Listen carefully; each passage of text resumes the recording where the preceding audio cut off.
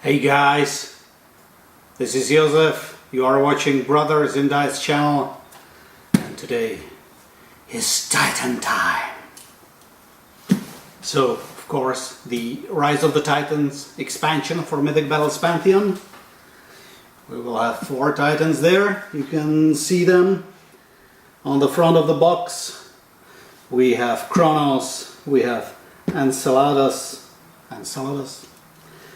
we have Gaia, and we have Typhon, of course. This is Typhon. So, let's get to it. These are the biggest minis that you will find in Mythic Battles universe. Is it okay to say the biggest minis? These are maxis. You'll see in a minute. Anyway.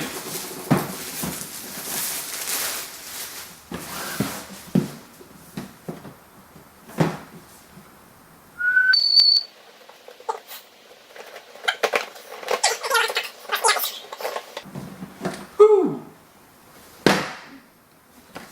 Okay, so 2 rule books / scenario books. A big box of minis!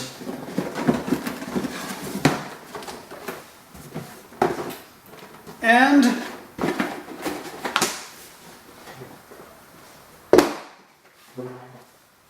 the dashboards. The dashboards. There is no new map in this box, and there are just 4 maxis inside. Even the dashboards are big as hell. Wow! You remember the Charybdis dashboard? It's as big as these. Okay. Let's have a look at the minis.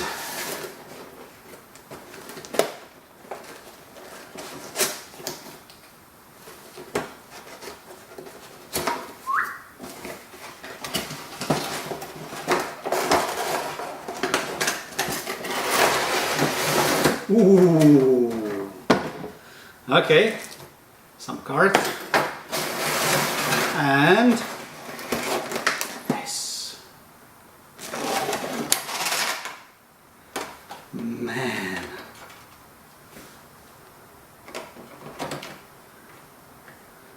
I don't even think that I need to do the close-ups of these. So Kronos, he comes disassembled. Let's see how to stick his scythe on him. Like this, like that. No, we'll figure that out later. Typhon. just look at the size. Imagine what you could do with an airbrush on a sculpt like this. Wow. So you still have this fantastic detail that you can find on all of the other sculptures from Mythic Battles, but these are huge. Okay, so the scenario book for Rise of the Titans. It brings a campaign with 5 scenarios, and what is interesting about it is that this is a co-op campaign. So in this one, you will not be competing against your opponent. Instead, you will play together trying to defeat the Titans. So the Titans have some AI behavior specified. How do they move? What do they do during the turn? And you have scenario objectives. And this one, these are 2 gods, Zeus and Athena, and their troops fighting against Typhon. The goal of the scenario is to pick up the scythe. And I imagine that The rest of the scenarios are similar to this. The Battle of the White Island. Okay. The final Titanomachy. Is this the last one? Oh yes, it is the last one. And nice artwork here. Okay, so this is the scenario book. Let's start with this guy. This is Enceladus. He's basically a fire titan.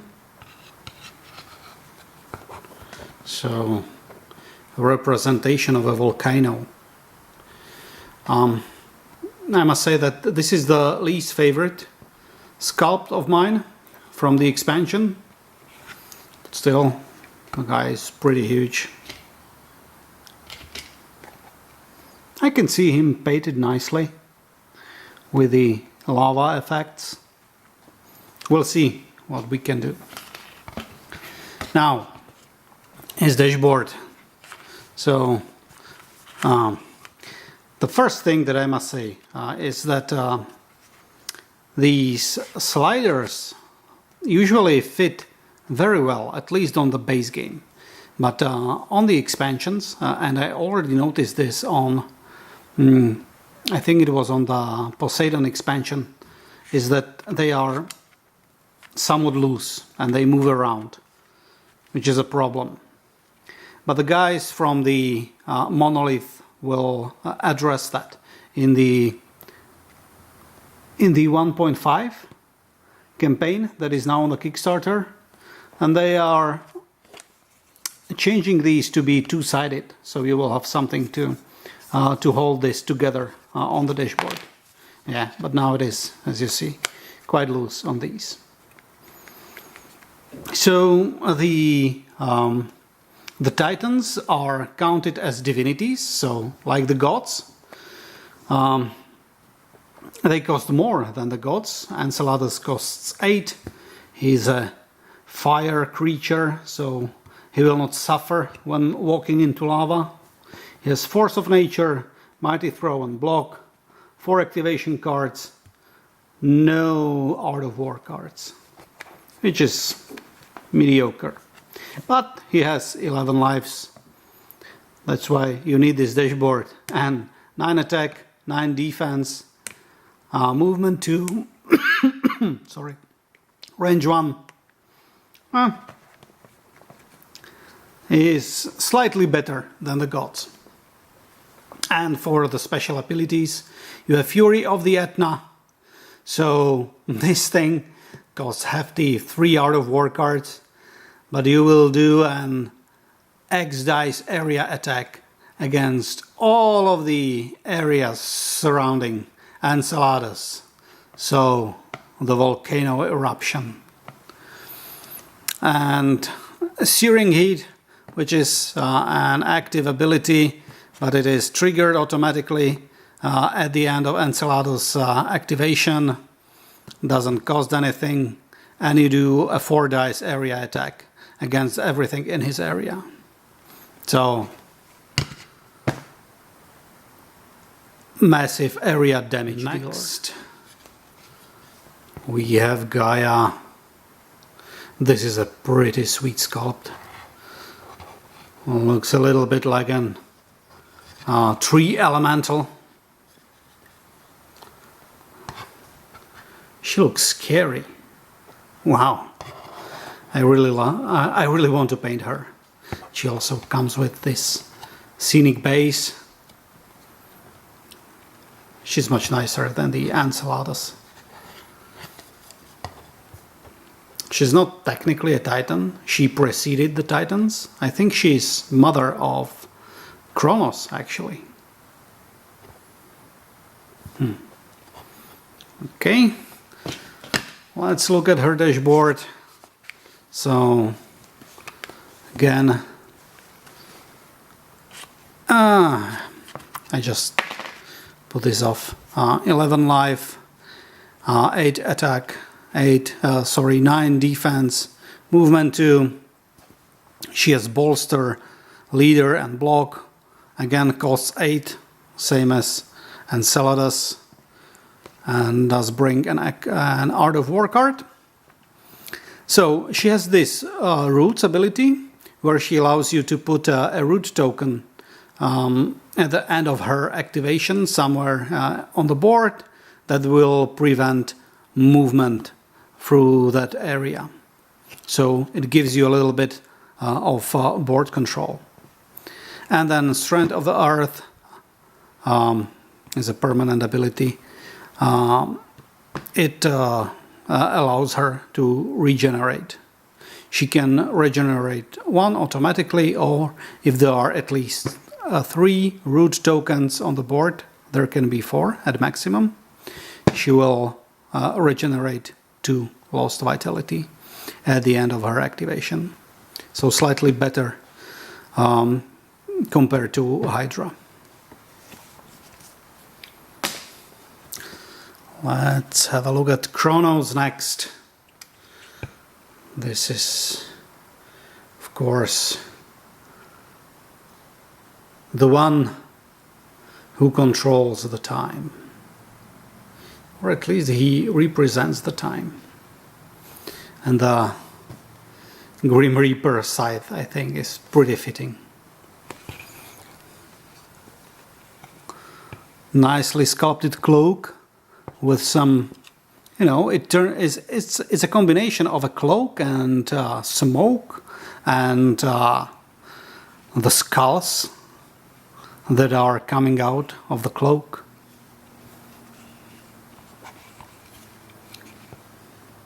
Again, massive, beautiful sculpt.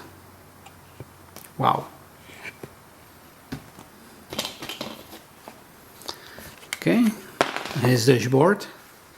So, again, costs 8, has 5 activation cards, 2 Art of War cards, and attack 9, defense 9, movement 2. Pretty good.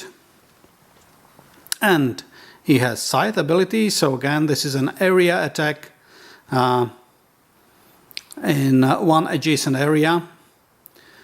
Costs only a single Art of War card, so pretty good, and X is 7. So this is very nice. And Tyrant. At the end of Kronos activation, choose one unit that Kronos wounded during his activation. Search through the owning player's deck and discard one of that unit's activation cards. So this is nicely thematic. He steals an activation, basically robs the unit of his time. Very nicely put together. And so far, this is the best Titan from the box. But we have his son, Typhon. This is the biggest mini. I don't even know how shall I fit it into the camera. Let me move it a little bit further away and move it up a little bit. Okay. So, this is Typhon. A giant double snake with a head decorated by other snakes and these magnificent bat wings. Lots of very fine textures on him.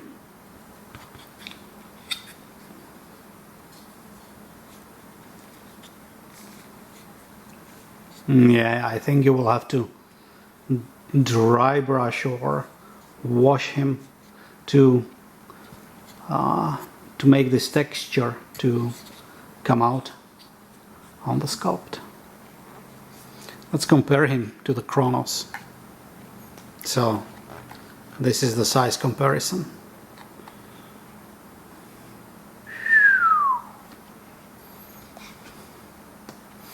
Is he also biggest by his stats? Let's see. So what do we have? Okay, so we have 6 activation cards. No unit has that. He can also fly. Oh, I didn't even check for that. Can anyone else fly here? No, no, no. Wow. So he actually counts as a flying unit. Well, I guess it makes sense because he has wings, right? He has Mighty Throw, Torment, and Block. 10 attack. So in Mythic Battles, the most dice that you can roll is 10. So he is basically at the maximum what you can do. And with the Torment, this reduces his victim's defense by 1. So imagine rolling 10 dice against your reduced defense. Pretty cool. And he has these 2 special rules. Psychopath. At the start of the Typhon's activation, if he doesn't use Tempest, he must either discard an Art of War card or use Psychopath. And the Psychopath does this: walk towards the closest unit, friend or enemy, and attack it, friend or enemy. If 2 units are equally distant, you may choose which one. Yeah, so basically, if you do not have Art of War cards, he will just keep running around and attacking whoever is closest to him. And then Tempest. So 3 Art of War cards. Okay, X dice attack. X is 8. At the start of Typhon's activation, declare this power. Tempest counts as 2 simple actions. Move up to 3 areas. Each area must either contain no units or at least 1 enemy unit. Typhon does not have to stop if he enters an area containing an enemy unit. When Typhon has finished moving, make an X dice area attack on each area he moved into. So this is like the Minotaur's charge ability, except on steroids. He really is the scariest creature. Yeah, I said that Gaia looks pretty scary, but this guy, I do not want to meet him in a dark alley. Come on, come on. Get into focus. One last. Yeah. Typhon. Okay, so this was the Rise of the Titans. Soon there will be a new video on the channel, sometimes this week, with a painting tutorial. Some of you have expressed an interest in a painting tutorial, so we will have some of that. Thank you for watching and see you next time.